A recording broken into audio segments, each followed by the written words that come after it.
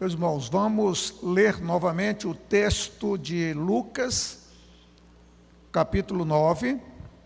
Eu vou ler do verso 12, ainda agora nós lemos do 10. Eu leio agora do 12 ao 17. A primeira multiplicação dos pães e peixes.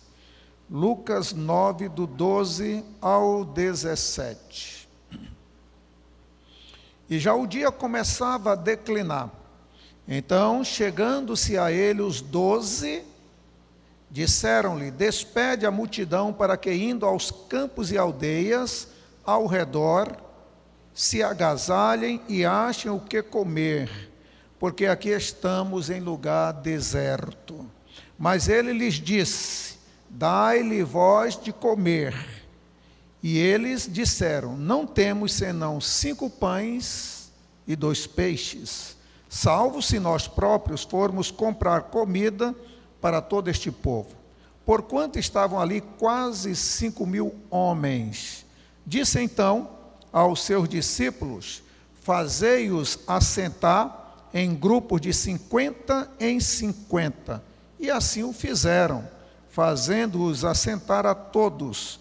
E tomando os 5 pães e os 2 peixes, e olhando para o céu, abençoou-os e partiu-os, e deu-os aos seus discípulos para os porem diante da multidão. E comeram todos, e saciaram-se, e levantaram do que lhes sobejou 12 cestos de pedaços. Amém. Vamos orar. Pai bendito, a Tua palavra foi lida neste momento. Estaremos agora meditando nesta palavra.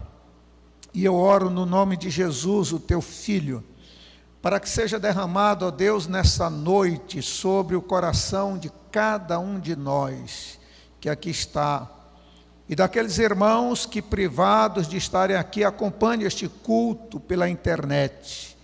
Uma porção dobrada da Tua graça, do favor divino, da bondade do Senhor nesta noite sobre os nossos corações. Para que saiamos daqui, ó Deus, alegres, edificados, gratos e certos de que tivemos um encontro com o Senhor nessa noite. O Deus dos impossíveis, aquele que enxerga, ó Deus, cada um de nós e que está pronto a operar maravilhas no nosso meio. Oramos assim em nome de Cristo Jesus. Amém.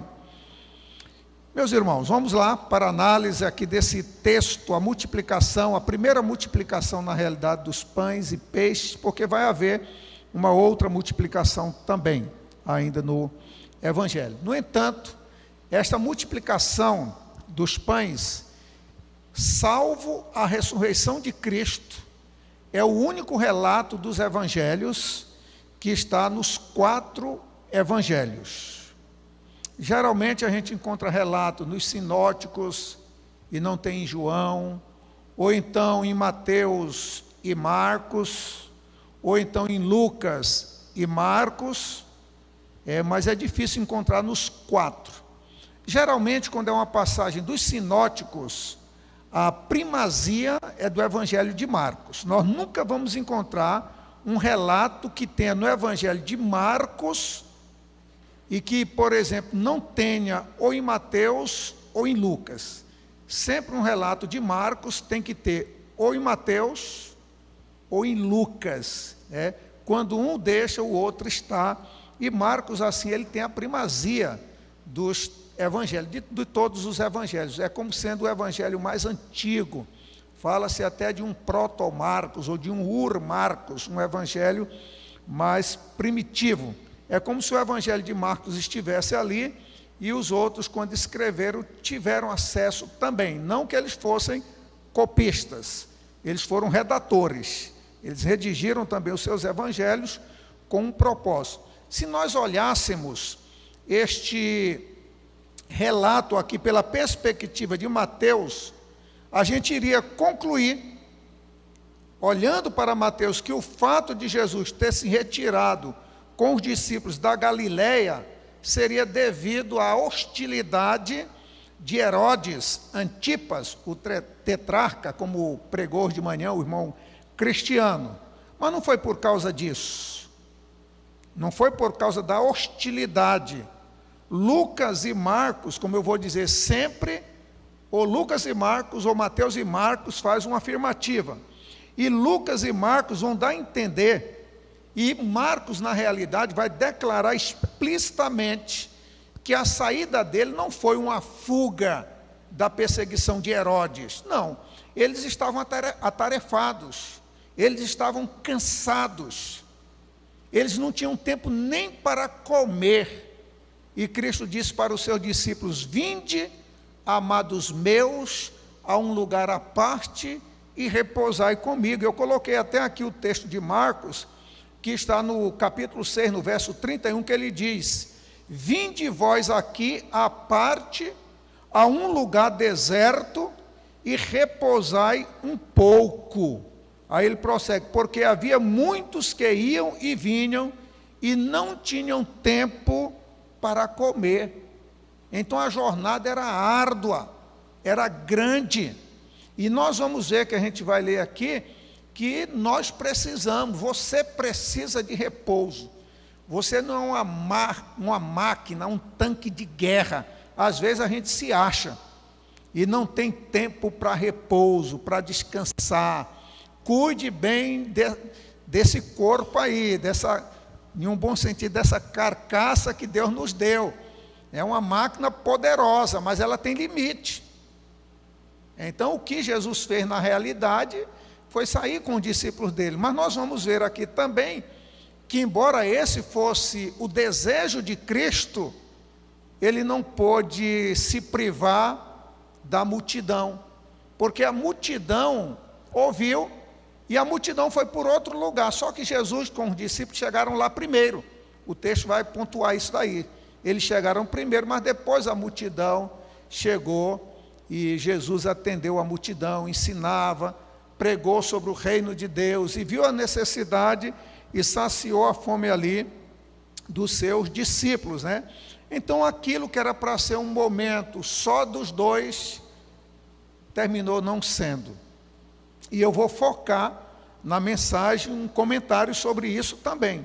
Daquele momento que às vezes a gente planeja um tempo a sós com a família, ou um momento só para nós, e às vezes nós somos invadidos, nós somos privados, ou quem sabe até você às vezes na sua casa, em um momento que você não espera uma visita. Eu já ouvi comentário até de gente que não recebeu a visita porque o horário era incômodo.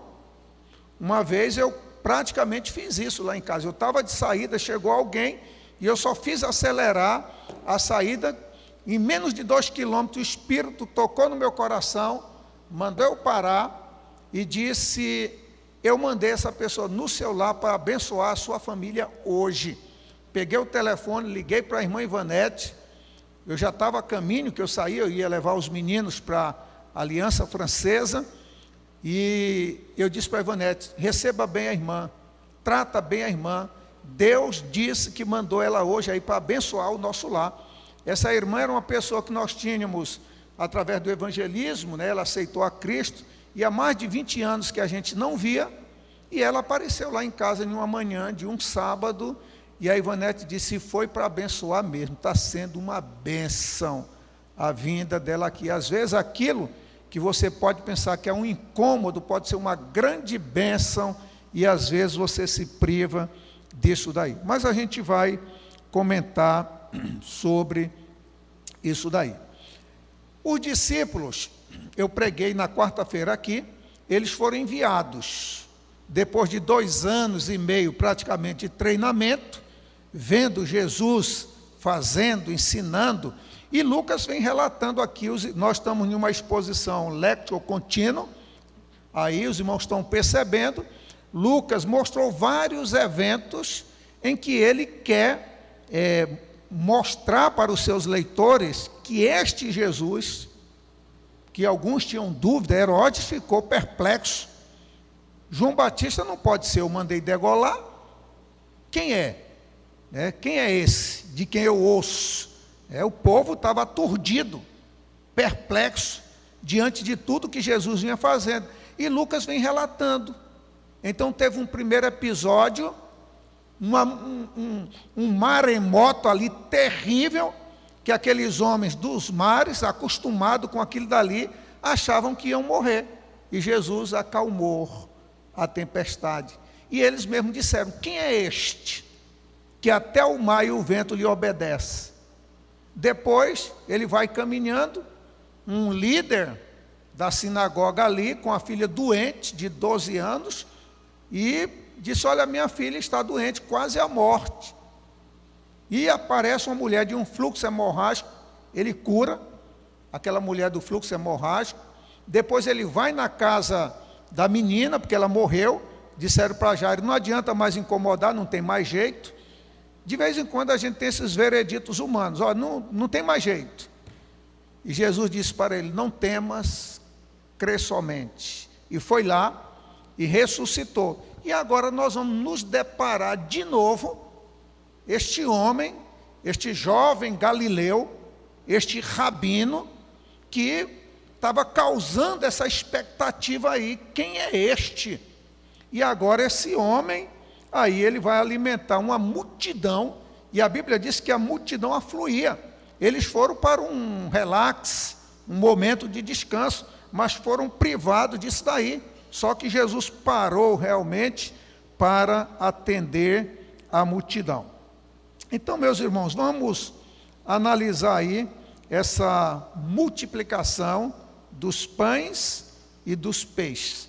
Eu fiz apenas para a gente tentar gravar aí. Primeiramente eu coloquei assim: relatório e descanso. Descanso que não houve. O descanso que não houve, mas eu coloquei relatório e descanso. Por que relatório? Porque depois da grande empreitada que eles fizeram, que Jesus os enviou para saírem e fazerem a obra, eles voltaram. Foi neste ínterim, foi neste ato, nesta brecha aí, da ida deles e do retorno, que causou toda essa expectativa ali na sociedade do que Jesus realmente estava fazendo. E a popularidade dele crescia cada vez mais. Então, depois desse percurso, desse circuito aí evangelístico, os discípulos voltam e relatam tudo. A Bíblia diz que eles relataram tudo o que eles fizeram para Jesus. Ou seja, o que aconteceu.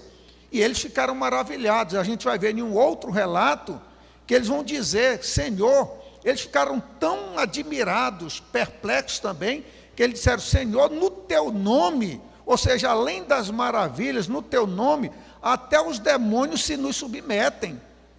E Cristo disse: não vos alegreis por isto, ou seja, por tudo isso que vocês estão vendo, né? E se alegrai-vos antes pelo vosso nome, está escrito no reino dos céus. Este, meus irmãos, é a essência da nossa missão. É levar uma mensagem, sim, que pode mudar a vida de uma pessoa, pode transformar, pode curar, pode ressuscitar, pode saciar a fome, mas a gente não vai seguir a Jesus só por isso. Teve uma vez que Jesus os repreendeu: vocês estão me seguindo não pelos milagres que viram, mas pelo pão que comeram. É por aquilo dali. Então é muito maior a causa. A causa, na realidade, é a expansão do reino de Deus. E os discípulos voltam então desse circuito e prestam o relatório. Vejam aí no versículo 10, na primeira parte: e regressando os apóstolos, contaram-lhe tudo o que tinham feito. Então eles contaram para Jesus, eles realizaram, eles deram o relatório aí para Jesus. Então a narrativa, ela começa aqui com esse relato aqui, que é algo belo. É um testemunho aí da excursão missionária que eles fizeram. Em nenhum outro momento, a gente vai ver aí, que Jesus necessitou, a partir daí, estar mais sozinhos com eles. Era a última oportunidade que ele tinha, e a partir daí, não vai ter mais esta oportunidade. De maneira que ele os leva a Betsaida, diz o texto aí, que era uma vila que ficava do outro lado do Jordão, ao norte do mar da Galileia. Então Cristo leva para um povoado. Mas o que a gente entende pelo relato de Marcos e de Lucas é que eles não ficaram na cidade de Betsaida. Eles ficaram em um povoado. Tanto é que depois ele vai dizer, o lugar é ermo, o lugar é remoto, o lugar é perigoso, e não tem onde comprar pão, então despede a multidão para que eles vão e procuram um vilarejo. Então eles estavam em um lugar deserto realmente, mas já ali no local, como ele diz aí, de Betsaida, do outro lado do Jordão. Então eles fazem o giro missionário, voltam, traz um relato para Jesus Cristo. Esses homens que aparecem como discípulos aqui, em vários outros momentos, eles vão ser chamados de apóstolos também.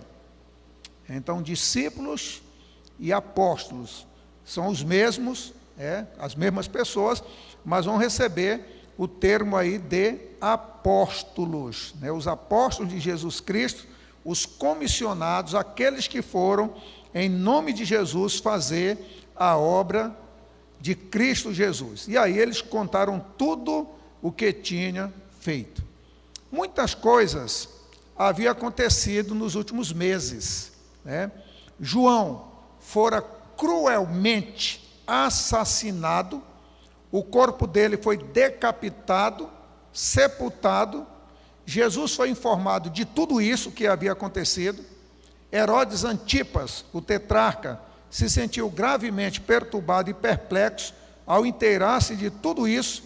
Então circulava aí toda sorte de informação, de rumores, algumas talvez bem alinhadas, esse é o Messias, este é o Filho de Deus, mas aqui ainda não se deu a revelação do segredo messiânico. Isso daí vai se dar no Evangelho de Marcos. Marcos registra esse episódio no capítulo 6. No capítulo 8 é que a revelação do segredo messiânico vai se dar, que ele é o Messias, que ele vai assentir, ele vai concordar que ele é o Messias. Até então, ele poderia, o ministério dele ser terminado abruptamente, como tentaram várias vezes terminar o ministério de Cristo Jesus. Então circulava aí toda sorte de rumores sobre a identidade de Cristo. Mais à frente, ele vai perguntar para os próprios discípulos. O que diz a multidão que eu sou? É isso, aquilo e tudo. Ele disse, vocês, mas vós, quem dizeis que eu sou? Mas aqui a gente percebe que os rumores a respeito da identidade de Jesus não era pequeno.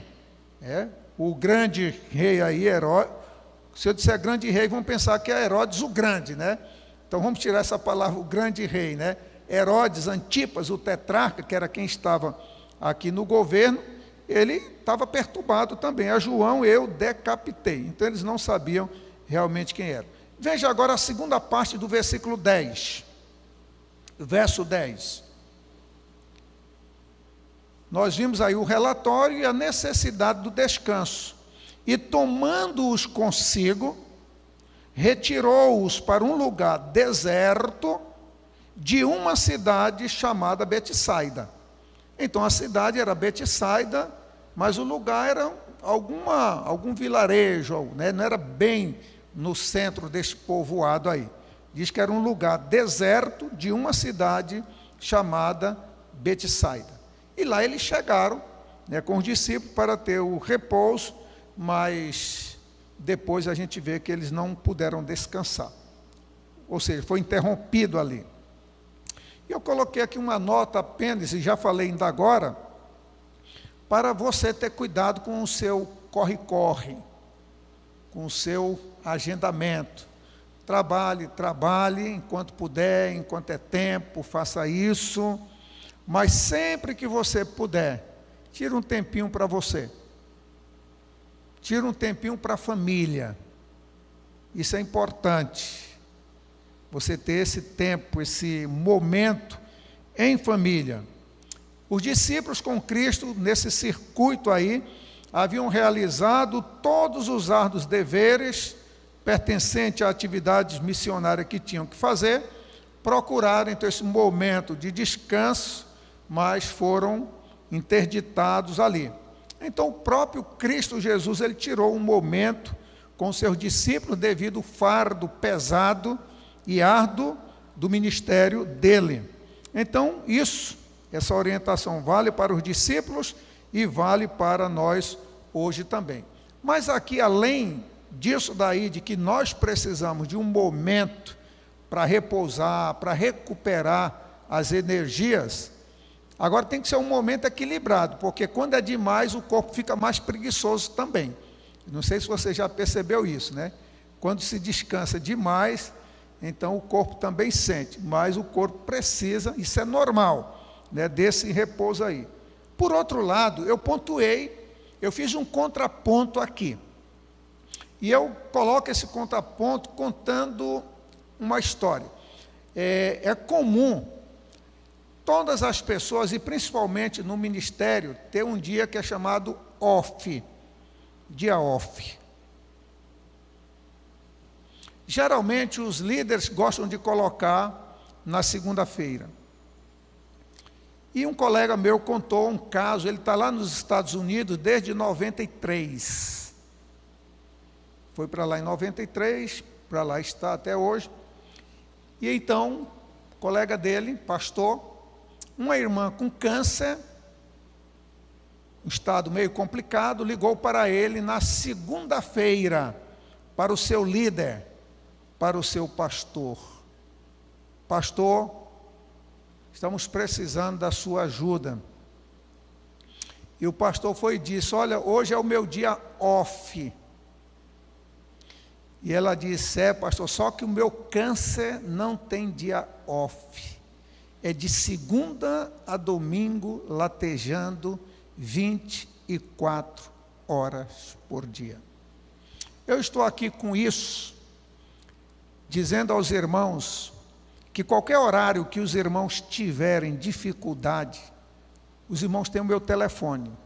Às vezes eu fico muito triste quando eu sei de algum irmão passando alguma dificuldade e sequer pega o telefone para avisar ao pastor, quando a gente sabe, às vezes é de tabela, que um já diz para o outro, ligue para o seu pastor, comunique, peça uma visita. Várias vezes eu já saí de casa 2 horas da manhã, o telefone tocou: pastor, eu estou precisando do senhor aqui. Eu disse: agora. Só peguei o carro, saí 2 horas da manhã, já saí 1 hora da manhã. Lembro que uma vez o pastor Carlos Cruz ligou para mim, eu estava em uma sala de aula, dando aula ali no seminário, e eu não atendi o telefone porque eu estava na sala de aula. Eu já não sou muito de atender telefone em outros horários, né? E depois, entre uma aula e outra, a Ivonete ligou, e eu atendi o telefone. Ele disse: olha, o Carlos Cruz está querendo falar contigo, eu acho que é urgente, que ele já ligou algumas vezes. E aí eu peguei o meu telefone e liguei para ele. Eu disse: eu estou em uma sala de aula aqui, dando aula, agora e tudo, quando terminar, eu estou disponível. Aí eu desliguei o telefone. Só que eu peguei de novo o telefone e disse: não, o que é? Eu posso ir agora. Eu peguei o telefone e liguei: eu posso ir agora. Aí ele disse: não, pastor, faça o seguinte, está muito tarde para o senhor entrar aqui, é meio perigoso. Amanhã de manhã, eu digo, 6 horas eu estarei lá na porta da igreja. 6 horas da manhã eu estava aqui. E nós fomos lá fazer a visita que era necessário. Então o contraponto que eu coloco aqui é esse: Jesus foi para um descanso, mas quando ele viu aquela multidão e a necessidade, ele se privou do descanso. Era necessário atender a multidão. Às vezes, você vai ser privado de algum descanso que você planejou. É lógico que você vai saber o que é trivial, mas vai saber o que não é. Tem coisa que não é trivial, que às vezes nós temos que sacrificar o nosso descanso e atender também. E aqui eu coloquei que a razão, e a gente vai ver mais à frente, é por que os discípulos tiveram uma atitude diferente, porque que muitas vezes nós temos também uma atitude diferente quando alguém invade o nosso descanso. É o meu horário de repouso, é o meu horário de descanso, é a minha semana de férias, é isso, e a gente não quer incômodo nenhum, né? E às vezes não recebe mesmo, às vezes até nem permite entrar, porque não estava esperando aquilo dali. E por que Jesus atendeu? A grande diferença de Jesus e dos discípulos em alguns outros momentos foi a compaixão de Cristo. Lucas não usa esse termo, por isso eu não trouxe o termo para cá. Mas a Bíblia diz, lá em Marcos, que Jesus, vendo a multidão e movido de compaixão, os atendeu. Então foi isso que motivou, foi a compaixão de Cristo em ver aquela multidão. Então interrompeu o descanso. Por isso eu coloquei o relatório que eles fizeram, o descanso que foi interrompido, e como eu coloquei aqui, a razão dessa interrupção. Vamos agora para o verso 11, eu coloquei interrupção versus compaixão, porque no verso 11, diz assim, e sabendo a multidão, o seguiu. A multidão ficou sabendo que eles iam para esse local de descanso, e a multidão seguiu aí. Então houve sim a interrupção do descanso de Cristo Jesus. Então assim que eles descobriram, cruzaram aquilo dali, Cristo cruzou de barco, e a multidão foi para lá. Jesus chega primeiro com os seus discípulos, mas depois a multidão chega também e Jesus atende. Marcos, no capítulo 6, no verso 33, ele diz assim, e a multidão viu-os partir, e muitos os conheceram, e correram para lá a pé, de todas as cidades, e ali chegaram primeiro do que eles, e aproximava-se deles. Então, foi interrompido aí o descanso. Mas a parte B do versículo 11, eu coloquei Marcos também, o capítulo 6, o verso 34, mas eu vou ler primeiro a parte B do versículo 11 aí, que diz, e ele os recebeu, falava-lhes do reino de Deus e sarava, ou seja, curava os que necessitavam de cura, ou sarava os que necessitavam de cura. Agora veja como é que Marcos relata este mesmo versículo aqui.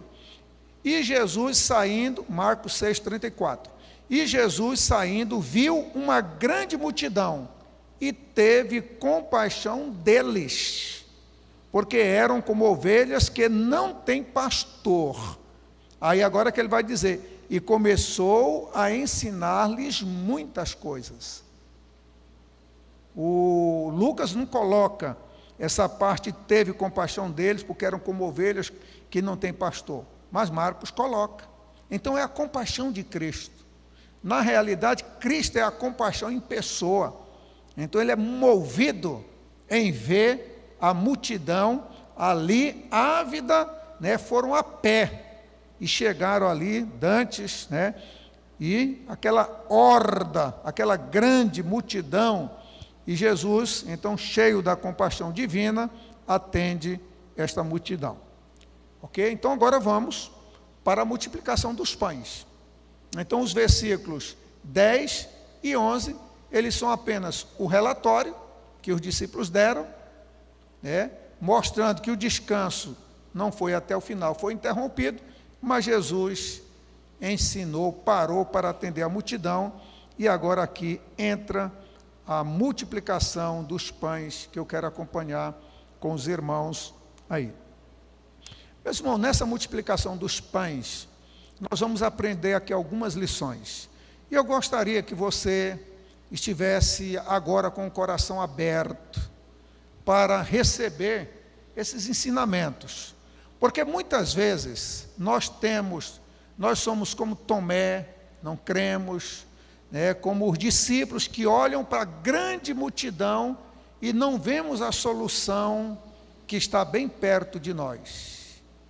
Os discípulos olharam para quê? Para aqueles 5.000 homens. Não dá para saber quantas pessoas tinham ali, mas é provável que esse número pudesse dobrar. Quando você coloca as mulheres, algumas esposas e filhos ou crianças que não são contados. Então, é uma grande multidão. Esse número pode, ao invés de 5.000 homens, Marcos vai dizer, sem contar crianças e mulheres. Então, pode ter sido um número maior. Mas, mesmo assim, alimentar 5.000 com 5 pães e 2 peixes é um grande milagre. Então, vamos aprender aqui algumas lições que podemos tirar do milagre da multiplicação. A primeira coisa que eu apresento aqui no verso 12 é a solução apresentada pelos discípulos. Qual é a solução que nós apresentamos diante de uma impossibilidade? Que você vê algo que olhando assim para você é impossível, como é que nós lidamos, como é que nós trabalhamos? Então vamos ver qual foi a solução dos discípulos. Verso 12. E já o dia começava a declinar que é aquela ideia, o sol já se pôr, como a gente diz, né? Então, chegando-se a ele, os 12 disseram-lhe, manda a multidão embora, ou seja, despede a multidão, para que indo aos campos e aldeias, ao redor, dali de onde eles estavam, se agasalhem, ou seja, ache lugar onde dormir, e também ache o que comer, porque aqui onde estamos é um lugar deserto. Esta foi a solução dos discípulos. Teve outro momento que os discípulos disseram, Senhor, manda embora, porque estão te incomodando.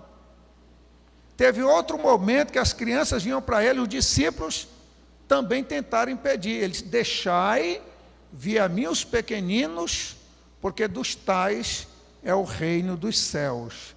Então, o ensino de Cristo e sua atividade curativa, com certeza consumiu muito do tempo deles ali. E agora, o sol já declinando, como diz o texto, né? Não se pôs ainda, mas já era tarde, o dia estava chegando ao fim, muitos ensinos durante todo o dia, ele ensinou o povo ali, curas também foram realizadas, o Senhor então cativou esta grande multidão. No entanto, a multidão ficou atenta, e durante todo o dia ali, sem comer, mesmo assim, como a gente diz, o povo não arredava o pé, ninguém se levantou para ir embora. Só que os discípulos vão dizer, eles precisam de alojamento para a noite, mas até aquele momento ninguém se movia, ninguém sinalizava para sair. Estavam ali ávidos para ouvir os ensinamentos de Cristo. A gente sabe que nós vivemos numa época, a gente sabe disso daí, e não vamos entrar aqui nos detalhes de explicar tecnicamente o porquê dessa capacidade nossa, de brevidade, nós não temos tempo para ouvir longos discursos mais. É só você ver um vídeo, você quer um TikTok que é curtinho, é pequeno, o vídeo é longo, ninguém realmente assiste, a gente não tem mais tempo. Tem gente que durante um culto se levanta umas 10 vezes. Está aqui, aí sai da igreja, a mensagem não entra, a mensagem não frutifica, a mensagem não é plantada, a pessoa não consegue ficar dentro ouvindo a palavra de Deus. Eu vi uma foto que dá tristeza de uma igreja aí, eu não vou nem dizer, tiraram por trás, na hora que o pastor estava pregando, 20 celulares ligados, nenhum na Bíblia nem coisa, todo mundo ali, na hora do culto, e alguém tirou essa foto e postou, aí a pessoa disse, é melhor nem estar na igreja, porque o povo estava sentado no banco, mas não estava ali. E aqui nós vemos alguém que estava ávido. O povo nunca tinha visto aquilo dali. Eles estavam querendo alguma coisa. Eu creio, meus irmãos, que cada culto que a gente participa, os movimentos de Deus, de despertamento em uma igreja, que a gente chama avivamento, as ações de Deus na vida de alguém é como aquela que Isaías relata no capítulo 6. No ano em que morreu o rei Uzias, eu estava na casa do Senhor, e eu vi o Senhor. Às vezes a gente aqui dentro, geralmente quando eu vou para um congresso, para algum lugar onde eu não vou estar à frente falando, a primeira coisa que eu faço é eu oro, eu digo, Senhor, fala comigo hoje, me dá uma palavra de fé, me dá uma palavra de esperança, fala ao meu coração, direciona alguma coisa. Eu fico ali pronto para ouvir o que Deus tem para falar. Então nós temos que ter essa expectativa de que Deus fala e de que a maneira dele falar é pela palavra, é pela Bíblia, a palavra de Deus, quando ela é ministrada realmente. Então a solução dos discípulos foi essa daí, como a gente vê. Então eles foram governados aqui pela lógica humana. Eles não viam nenhuma alternativa senão despedir as multidões. E talvez eu nem possa criticá-los, porque estando na mesma situação, poderia ter a mesma atitude que eles. Então a atitude deles foi essa daí. O lugar era deserto, eles não tinham provisão, não tinham recurso, parecia até cautela. Não, mas eles foram cautelosos, foi prudente, agiram com prudência. Mas não foi essa a solução. Cristo disse no versículo 13, mas ele lhes disse, dai-lhe vós de comer. Então essa parte aí, dai-lhe vós de comer. Esta ordem, o verbo aqui, ele está imperando. É uma ordem mesmo, dai-lhe vós de comer. Então apanha os discípulos de surpresa, porque os discípulos achavam que Jesus ia anuir a ideia deles, de mandar embora. Eles disse, não, deem de comer, supra a necessidade, faça alguma coisa. Então eles pensam como é que eles poderiam providenciar o alimento ali, mas Jesus disse, dai-lhe vós de comer. Podemos salientar aqui algumas coisas, porque Jesus Cristo disse, qual a razão.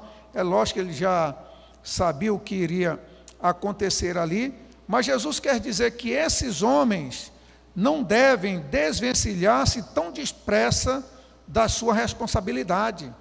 Às vezes nós desistimos, às vezes nós abrimos mão quando vemos dificuldade, quando vemos um problema, quando vemos que a coisa se agiganta. Uma vez eu vi uma pessoa enfrentando um problema grande, que eu no meu coração eu disse assim, se fosse eu já tinha abrido mão. Eu, só comigo, olhando toda a luta que a pessoa estava passando. E eu achava que a pessoa deveria abrir mão, mas ela achava que não, e não abriu mão. E isso já tem mais de 20 anos. E a pessoa superou aquilo que era algo muito difícil. Então, os evangelhos vão retratar com muita frequência, que eles estavam dispostos a fazer precisamente isso. O que eles disseram aqui no verso 12, manda embora. Por exemplo, com a mulher cirofenícia, eles disseram a mesma coisa, Senhor, despede-a, manda embora. Fizeram isso. Em Lucas 18:15 também, ele impediu, traziam as crianças, os pequeninos, para que tocassem. Os discípulos disseram, manda embora também. No capítulo 9, aqui mais à frente, eles vão dizer, não importune o mestre. Ou como quem disse, não importune a nós. Então não é só neste momento. Eu vejo pelo menos em uns 10 momentos registrados nos 4 evangelhos, em que a solução dos discípulos sempre era, manda embora, e Jesus acolhe. Despede, Cristo, deixai vir a mim, faz tal coisa. Não, sempre acolhendo aí. Então a solução, na realidade, estava bem perto, que era o próprio Cristo, mas eles não viram. Uma outra coisa também é que Jesus quer que, ao invés da gente abrir mão, ou que eles ali também pudessem pedir, como diz a Bíblia, pedir, buscar e bater. Às vezes nós desistimos disso daí. A Bíblia diz que todo que pede recebe, todo que busca acha, e o que bate abrir-se-lhe-á. Então não desista com facilidade diante daquilo que para você parece não ter solução, como quem diz, a melhor coisa que eu faço logo é abrir mão. Tem gente que usa um vocábulo mais vulgar, não sei o que, chutar o balde. Eu já vi gente falar isso, pastor, eu chutei logo o balde. Ou disse, eu já enrolei a toalha. Teve um que disse, não, pastor, eu já pendurei a chuteira. Eu não sei qual é o termo que vai usar. Outro já dizia, pastor, seja feito o que Deus quiser, eu já entreguei na mão dele. Mas esse entregar não é um confiar, como quem disse assim, eu já tentei mesmo, não tem jeito, seja feito o que Deus quiser. Porque quando a gente entrega nas mãos de Deus é diferente. Uma vez uma irmã me disse isso, pastor, eu já fiz de tudo, eu não sei mais nem o que fazer. Eu disse, então é a hora de Deus agir quando a gente não sabe mais o que fazer. Aquietai-vos, diz a Bíblia, e sabei que eu sou Deus. Então nesses momentos, aquiete-se, descanse no Senhor, espera nele, não tenha medo da carranca, do mundo e nem dos problemas. Não interessa se a multidão é desse tamanho, Jesus tem a solução, e a solução estava ali. Não seja como o discípulo de Geazi, que viu aquela grande multidão e temeu, e disse para o líder dele, olha, com medo lá, ele só fez orar, Senhor, abra os olhos do teu servo, para que ele veja que quem está conosco é mais numeroso do que quem está contra nós. Então, ante o fato de que o pão, como se usa aqui nesse relato, ele é símbolo também de vida. Os 2 pães, tem gente que coloca até para a Eucaristia, para a ceia, mas ali não, era pão mesmo, na questão de, ele saciou a necessidade e a fome daquele povo que estava em um lugar ermo, em um deserto, multiplicou os pães e alimentou 5.000 pessoas, e sobrou ainda 12 cestos, e cestos a gente sabe que eram grandes, ou alcofas, um para cada um. Além de alimentar a multidão, ainda teve provisão para os 12 ali, mas a gente vê isso mais na frente. Verso 13, a segunda parte, vamos ver agora a solução apresentada por Cristo. E eles disseram, não temos senão 5 pães e 2 peixes, salvo se nós próprios formos comprar comida para todo este povo. Verso 14, a primeira parte. Porquanto estavam ali quase 5.000 homens. Então esse aí, Cristo vai dizer aos seus discípulos, fazei-os assentar em grupos de 50 em 50. Se você olhar neste relato, feito, esse mesmo relato agora feito por João, no evangelho dele, no capítulo 6, os versículos 8 e 9, é André quem transmite aqui a informação. André foi quem disse assim, olha, aqui está um moço, tem um homem aqui que tem 5 pães e 2 peixinhos.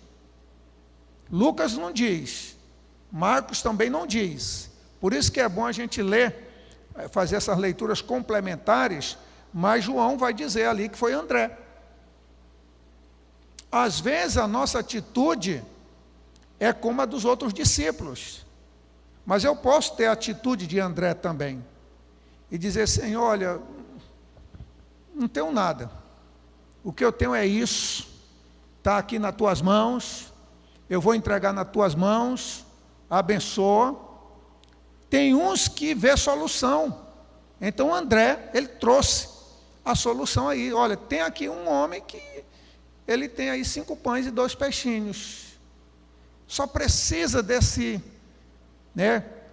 esse piscar de fé, pouca coisa, nas mãos de Deus é muito, e Deus abençoou. Mas o que é isso para tantos? E todos raciocinam do modo de André. Mas Jesus, então, ele manda sentar ali, aqueles grupos, né, pequenos, e vai fazer a oração para a multiplicação. O problema com esses discípulos aqui era que todos eles tinham concentrado a atenção apenas na multidão faminta. Só isso. Eles tinham esquecido de Jesus, do poder de Jesus, que havia acalmado o mar, curado uma pessoa, ressuscitado o outro, e estava ali diante deles. Então esse esquecimento parece injustificável. Nós cantamos ainda agora, porventura vos faltou alguma coisa? Nada disseram eles. Às vezes nós tememos que vai faltar alguma coisa, não vai dar certo. Isso daí, irmãos, pode ser em qualquer contexto, pode ser no contexto da obra de Deus, pode ser no contexto do dia a dia. Alguém que diz, eu não sei como é que vai ser esse mês, o negócio está curto, tem um compromisso tal, como é que vai ser? E Jesus pergunta, porventura lhes faltou alguma coisa? Então nós temos que olhar realmente para Jesus, olhar para o alto, olhar para aquele que tudo pode, olhar para aquele que faz alguma coisa. Uma vez eu estava na primeira igreja batista de Curitiba assistindo um culto, e eu ouvi um testemunho do pastor Piragini. Ele conta que na época da construção da igreja, teve uma época que a construção parou. A empresa que fornecia material cessou de mandar o material porque a igreja estava devendo, não conseguiu pagar. A empresa cortou o fornecimento e a obra parou. E quem conhece a igreja de Curitiba sabe que é um templo de um tamanho grande. E o pastor disse, e agora, o que eu vou fazer? E orando ao Senhor, Deus lhe deu uma ideia, um entendimento. E ele ele mandou imprimir vários papéis vermelhos e colou em vários lugares da igreja, na entrada, dentro, não lembro como era direito a frase, mas assim, tipo, estamos em débito, a obra parou porque estamos devendo, alguma coisa assim, de vermelho com a letra branca ali em todos os lugares da igreja. Quando os irmãos chegaram, viram a obra parada e a igreja, tudo cheio daquilo dali, a obra parou porque estamos devendo. A igreja foi tocada naquele dia, por Deus, e houve um mover ali no meio da igreja, muita gente se levantou, empresários também, doaram tudo. O certo é que a obra é retomada, e ele disse naquela pregação, essa não é nem a coluna, um negócio que tem lá na marquise, na galeria, ele diz, para mim é como o pedaço do manto que Davi cortou, que o servo de Davi cortou de Saul, ali na caverna de Azulão. Os irmãos lembram quando ele estava lá, e foi por trás e cortou e trouxe na mão. Deus entregou nas mãos. Então ele diz, toda vez que eu olho para essa parte aqui do templo, eu lembro que nós paramos aqui na construção porque estávamos devendo, e nós oramos a Deus, e Deus naquele dia fez um milagre. Então ele diz, isso aqui é o recorte do manto de Saul, que toda vez que eu olho, eu vejo que Deus é o Deus do impossível. Você deve se lembrar de coisas na sua vida em que Deus agiu e que tirou você de uma enrascada, de uma situação, que entrou com providência, que operou milagres.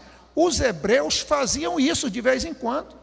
Pega o Salmo 136, que parece uma ladainha, é só cantando, porque a sua misericórdia dura para sempre. Quem fez isso não sei o que, a sua misericórdia dura para sempre. Tirou a gente do Egito, a sua misericórdia dura para sempre. Afogou não sei o que. E eles tinham esse negócio de relatar e sempre lembrar o que Deus havia feito. Então não esqueça os feitos de Deus na sua vida. E Ele é o mesmo ontem, hoje e eternamente. Então nós temos também história para contar, para mostrar que Deus já operou. Então, nesse mesmo dia, Jesus já havia perguntado a Filipe, ele já havia perguntado como comprar pão para eles comerem. Filipe e os demais discípulos tinham tido tempo suficiente para refletir, mas não refletiram nisso daí. E nesse mesmo dia, Jesus havia manifestado o seu poder ali em operar milagres. O verso 11, a parte B, vai dizer isso. Então, diante das impossibilidades apresentadas pelos discípulos, Jesus ordena que eles deem a comida e ele vai operar o milagre. Um outro destaque que eu faço aqui, no verso 14 e 15, o 14 eu já li, é a necessidade de organização. Necessidade de organização. Disse então aos discípulos: fazei-os assentar em grupos de 50 em 50. Marcos vai dizer de 50 em 50 e de 100 em 100. Então pode ser que tinha grupos maiores aí. Mas eu estou... E o verso 15: e assim o fizeram,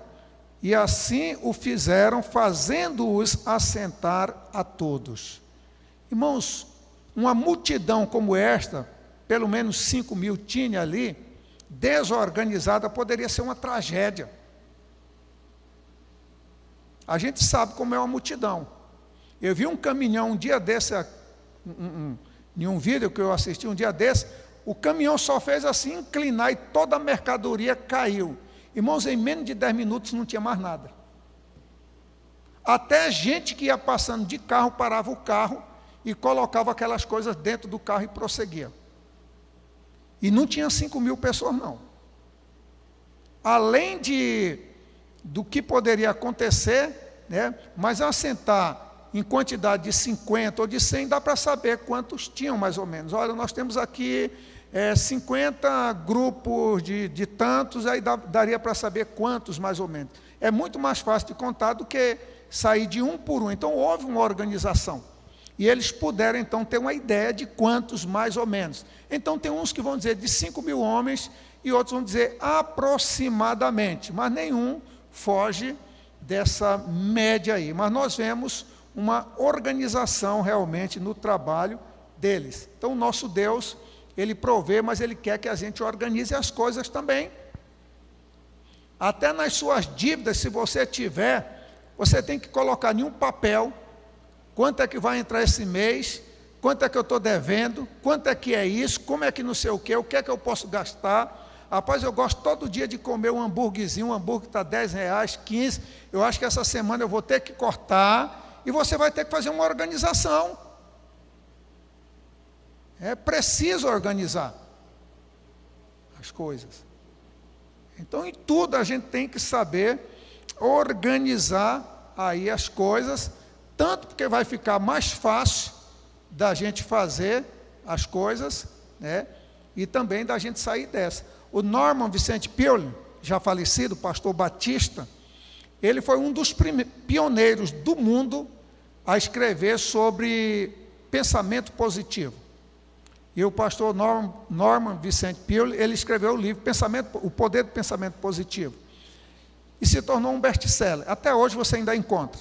Mas quando ele tentou publicar esse livro pela primeira vez, nenhuma editora quis publicá-lo. E o que foi que ele fez? Ele pegou os manuscritos, naquela época não tem um pendrive, não tem você mandar a mídia, era escrito mesmo. Ele jogou no lixo, porque ninguém quis publicar. A esposa dele pegou aquilo dali e publicou de novo. Aliás, e procurou uma gráfica e publicou o livro. Hoje, um livro imortal aí. Ele conta que uma vez alguém chegou para ele e disse: pastor, a minha vida acabou, perdi tudo, a minha empresa pegou fogo e eu perdi tudo, estou arrasado, destruído.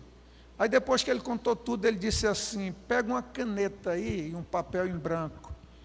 Ele disse: a sua casa pegou fogo. Ele disse: não, pastor, só a empresa. Então coloque: eu tenho uma casa. Coloca logo aí: eu tenho uma casa. Essa esposa estava dentro da loja, morreu queimada. Não, pastor. Diz: coloca: eu tenho uma esposa. Os filhos: não. Aí eu tenho. E o pastor foi mostrando o outro lado. Ele foi colocando: eu tenho uma casa, eu tenho a esposa, eu tenho os filhos. Ele foi mostrar que não acabou tudo, não. E pôde, a partir dali, trazer para aquele homem ter um outro olhar, não somente para o destroço e o prejuízo que ele teve. É mais ou menos como o Jó, que a esposa dele disse: olha, amaldiçoa o teu Deus e morre. Ele disse: como uma louca tu fala, Deus tirou, bendito seja o nome do Senhor. Ele disse: eu sei que o meu Redentor vive e por fim se levantará dentre os mortos. Qual é o seu problema? Qual é a sua dificuldade? Coloque em um papel. A gente tem que saber o real problema, a real dificuldade. E aí nós vamos apresentar a Deus. Eu preguei uma vez aqui na igreja, um sermão intitulado Como Fazer Quando Não Se Sabe o que Fazer. E agora, pastor, o que é que eu vou fazer? Que eu não sei o que fazer. Então talvez você não saiba, em uma situação como essa aqui, o que fazer. É abrir mão, é largar tudo, e às vezes tem uma solução ali bem perto de você. Vamos para os 2 últimos versículos aí, 16 e 17.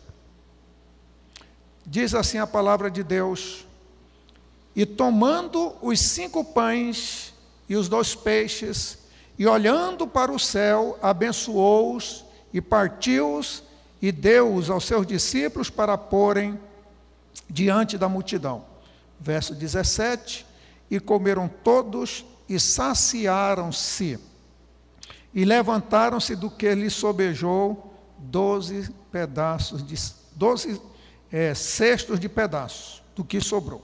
Então vamos aqui tirar algumas lições também. Primeiramente, agradeça a Deus com o que se tem. O discípulo disse: mas o que é isso para tanta gente? Mas o que é que você tem? Então só organize, veja qual é o problema em si. O problema é este. Tente agora ver quais são as soluções e agradeça a Deus por aquilo que você tem. Então agradecer. A Bíblia diz: tomando os 5 pães e os 2 peixes, e olhando para o céu, os abençoou. 2 peixinhos e 5 pães. Era pouco, mas ele agradeceu. Eu lembro que uma vez, alguém brincando comigo em um determinado local, quando eu recebi um salário lá, era brincadeira, né? Aí a pessoa olhou para mim assim e disse: hein, Benildo, a vontade que dá é encher logo a cara de cachaça e gastar tudo, né? Mas ele era crente, ele sabia disso. Ah, pastor, mas é tão pouquinho. Coloque nas mãos de Deus um pouquinho, e Deus vai abençoar. Lembre que eram 5 pães e 2 peixes, mas ele agradeceu a Deus.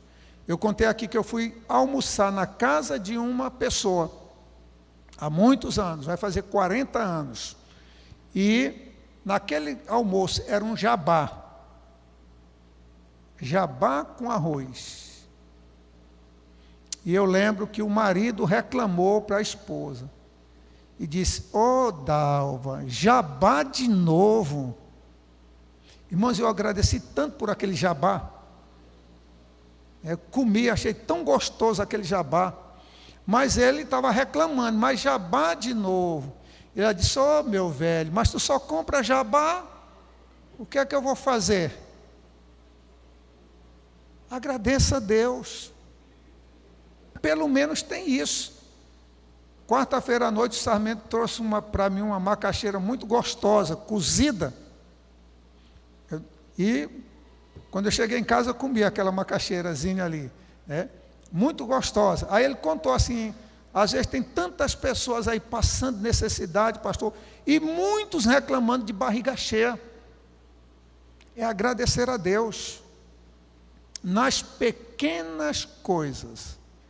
Manda embora, Senhor, dá-lhe voz de comer. André disse: olha, tem um aqui que tem 5 pães e 2 peixes, mas o que é isso?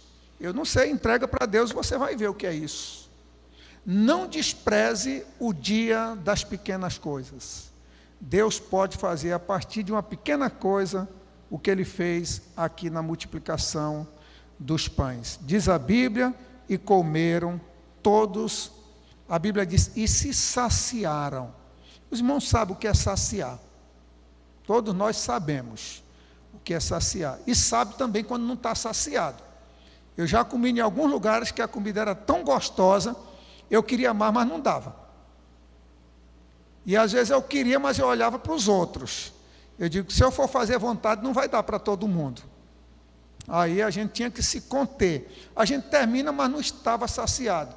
Mas eu sei também o que é estar saciado.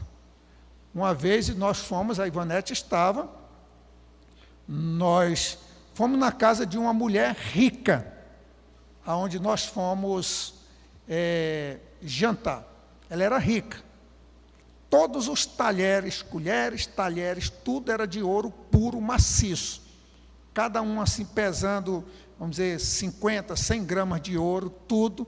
Ela contou que uma vez lá na cidade, ela deu um jantar e sumiu um. E ela teve que fiscalizar e estava no bolso de um político, que era para político que ela deu essa refeição. Então, meus irmãos, teve muita coisa boa nesse dia. Muita coisa, muita coisa. Nós comemos muito. Quando terminou, que a gente já ia embora, tinha alguns pastores que estavam lá. Dentre eles o pastor Gidalte, os irmãos conhecem, que já esteve aqui conosco. E ela disse, olha, tem uma sobremesinha para vocês, vou trazer uma sobremesa. Meus irmãos, para cada um ela trouxe assim uma banda de abacaxi, e era um abacaxi respeitado, recheado de sorvete, de não sei o que mais, e entregou na mão de cada um. Eu só lembro da frase do pastor Gidalte, morro, mas morro de bucho cheio. E comeu a sobremesa. Então, todos comeram e se saciaram. Essa palavra aqui é mais ou menos igual àquele povo de Deus que estava murmurando, porque ele estava dizendo, só esse manazinho aqui, esse negócio, nós estamos cansados. Estava muito melhor lá no Egito. Lá a gente tinha cebola, a gente tinha não sei o quê, e aqui só esse maná. A gente quer carne, quer picanha, como disse o nosso presidente aí, que vai ter picanha para todo mundo, e eu estou esperando esse negócio aí, mas eu creio na palavra do meu presidente, se ele disse que vai ter picanha para todo mundo, vai ter picanha para todo mundo, daqui para o final do governo, vai ter que ter picanha, na mesa de todo mundo. Então, o povo murmurou, porque queria carne. Deus mandou carne, a Bíblia diz, o que a Bíblia relata é que eles comeram tanto, quando não dá mais, não tem gente que come tanto que às vezes até provoca, é mais ou menos assim.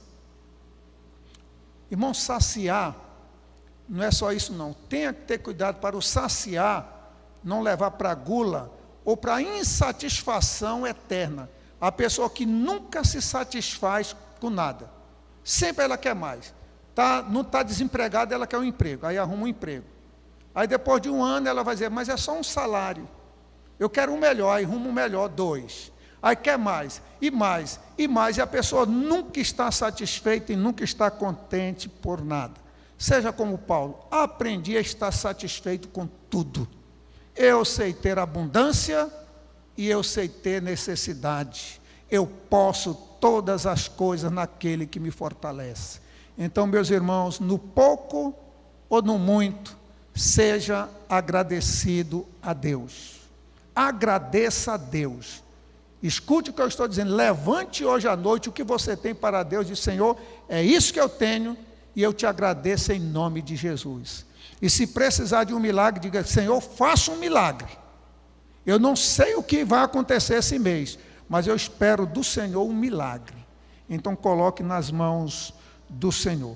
O Ministério de Música pode vir aqui para frente, eu deixo aqui para nós algumas lições, meus irmãos. Então, dê graças, dar graça pelo que se tem, é o caminho para se receber o que não tem. Então, grave aí, dar graça pelo que tem, pode ser o caminho para você receber aquilo que não tem. Então agradeça a Deus pelo que você tem, e de repente Deus poderá mandar aquilo que você não tem, e que você está a pedir a Ele. Os discípulos não podem multiplicar o pão, mas eles podem repartir e podem dividir. Nós também, às vezes, não podemos multiplicar, mas às vezes eu posso dividir com o meu irmão, com aquele que tem menos, com aquele que está precisando, com aquele que está ao meu lado. Nós não somos provedores, o provedor é Deus, é Ele que provê, mas nós somos mordomos, para honrar a Deus e para ajudar também ao nosso próximo. Aquele que tem pão com fartura é o pão da vida, que é Cristo Jesus, e nos dá o privilégio e a responsabilidade de distribuir também sua provisão para as multidões, como os discípulos fizeram aqui. Eles distribuíram para as multidões. Jesus tem pão com fartura para alimentar os famintos. Ele, na realidade, é o pão da vida. Muitas necessidades, eu não vou dizer todas, porque alguém pode contrariar aqui, levando para outros lados. Mas Jesus é a solução, meus irmãos, nossa. É a Ele que nós temos que ir. Ele é a provisão suficiente para todas as nossas necessidades. A Bíblia diz, todos comeram e se fartaram. Ele tem pão com fartura. E o último destaque que eu faço aqui como lição para nós é: o desperdício não é aceitável diante do reino de Deus. Irmãos, às vezes nós desperdiçamos muitas coisas. Cuidado com o desperdício, que pode nos fazer falta lá na frente. Às vezes a gente está acostumado tanto com desperdício que a gente não percebe. A gente não percebe. Quer ver uma vez que eu me dei conta com desperdício? Quando eu era seminarista. Lá em casa nós éramos muitos irmãos. E nordestino, piauiense e maranhense é papa-arroz. Come muito arroz.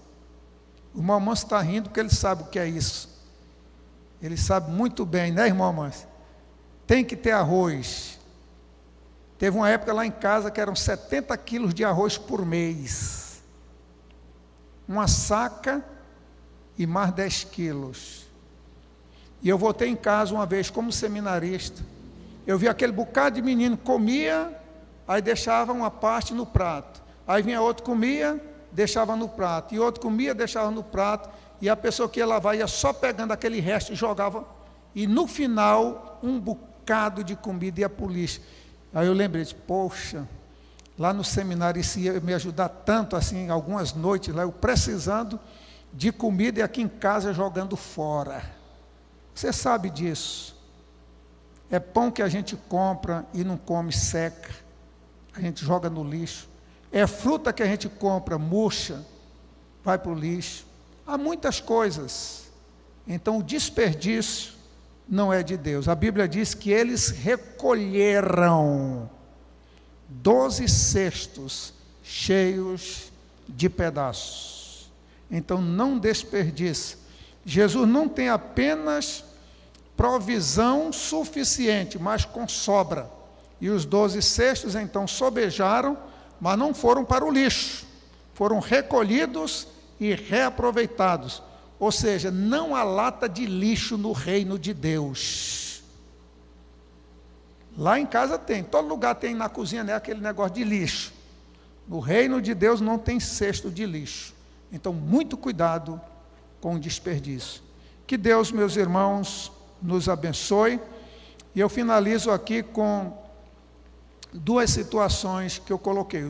Os discípulos vinham daquele circuito, foram para um lugar à parte para descansar, encontraram com Jesus, a multidão chegou, eles estiveram diante de uma impossibilidade, alimentar 5.000 homens. E Jesus então faz o milagre e alimentou aquela multidão, e mais uma vez os discípulos aprenderam ali no milagre da multiplicação, que Deus é o Deus da provisão, que Deus é o Deus da solução, que nem sempre a solução é o nosso raciocínio humano. Manda embora, despede em paz. Às vezes a resposta de Deus é esta: você é a solução. Dai-lhe voz de comer. Pastor, a igreja está precisando disso. A igreja tem que fazer isso. Você pode ser a solução de Deus, pode ser a bênção de Deus também. Dai-lhe voz de comer. Que Deus nos abençoe, se coloque em pé, que durante essa semana, meu querido irmão, se em algum momento da sua vida você precisar dessa multiplicação da graça de Deus, ou em qualquer circunstância, mesmo que seja pouco, levante para os céus e agradeça a Deus e diga: muito obrigado, Senhor. Até se for aquele negócio que eu falei ainda agora, que eu comi na casa do outro lá, como é? Como? Até que se for chá, que é o jabá. Jabá é muito gostoso. Agradeça a Deus. Porventura lhes faltou alguma coisa, nós cantamos ainda agora. Nada, disseram eles. Ele não vai deixar faltar o azeite da sua botija. Ele vai multiplicar no nome de Jesus. Então saia daqui tranquilo e descansando no Senhor. Cantemos. Amém. Enquanto nós cantamos esse hino, se você trouxe oferta ou alguma outra dedicação de bens, dízimo, poderá vir aqui à frente e fazer a dedicação. 552 do HCC. Que estou fazendo se sou cristão? Se Cristo deu-me total perdão, há muitos pobres sem lar, sem pão, há muitas vidas sem salvação. Meu Cristo veio para nos remir, o homem todo sem dividir, não só a alma do mal salvar, também o corpo ressuscitar. Há muita fome no meu país, há tanta gente que é infeliz, há criancinhas que vão morrer, há tantos velhos a padecer, milhões não sabem como escrever, milhões de olhos não sabem ler, nas trevas vivem sem perceber que são escravos de outro ser. Que estou fazendo se sou cristão? Se Cristo deu-me total perdão, há muitos pobres sem lar, sem pão, há muitas vidas sem salvação. Aos poderosos eu vou pregar, aos homens ricos vou proclamar que a injustiça é contra Deus e a vil miséria insulta os céus. Amém. Amém. Após o culto, uma reunião com as líderes das crianças, com os responsáveis das crianças, para conversar sobre o Dia das Crianças. Amém. Então vamos orar e vamos encerrar esse culto. Eu queria fazer assim, meus irmãos.